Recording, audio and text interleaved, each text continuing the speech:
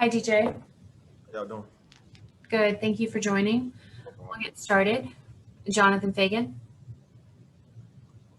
Hi, DJ.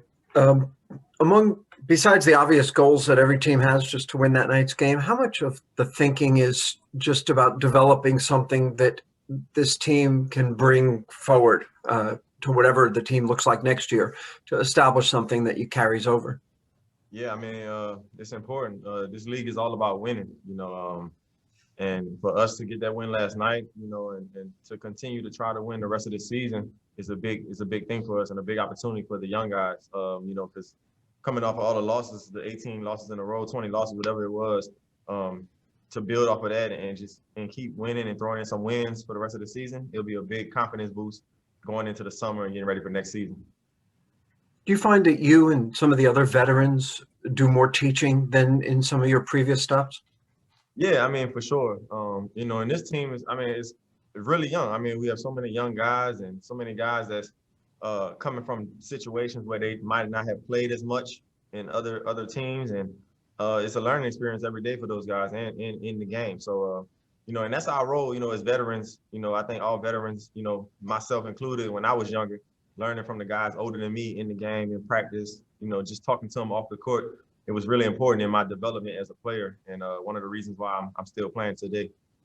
Who is your vet? Oh man, yeah, I can name a bunch of guys. Juwan Howard, Jason Richardson, Gerald Wallace. I mean, I could go on for days. I had a lot of teammates, a lot of guys that's doing a lot of big things these days. Since retirement, and I was blessed to be with those guys.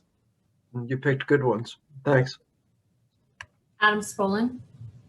DJ, Dallas last night was clearly they were going after Kevin defensively, and they had some success with it in stretches in the fourth quarter. But to see him kind of bounce back from that and make a big play towards the end of that game that maybe sealed the win, what did that tell you about him? It just shows you the competitive nature he has inside of him. He's so talented, and sometimes guys that's so young and talented like that, they don't have to play as hard, or they don't have to bring that same focus and intensity in the game. But, he showed last night that not only does he have that, but he can also bring that mental part of it. And once he puts all that together, he's going to be a scary player in this league. Could you feel his, intensity pick up as that was happening possession after possession? Yeah, I mean, it was a competitive game last night. It was a big game. We needed that win.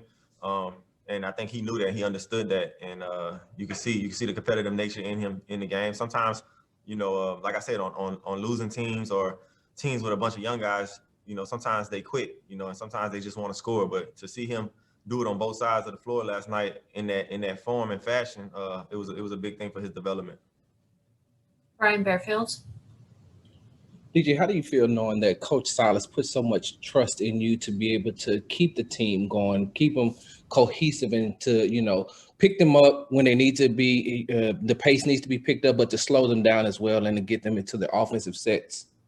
Yeah, I mean, I think, I've been around Steve for a long time. Steve was one of my assistant coaches back in my younger days, my second year in the league with the Bobcats. And I actually played for his dad, Paul Silas. So he knows, what I bring to the game, he knows what I bring to the table.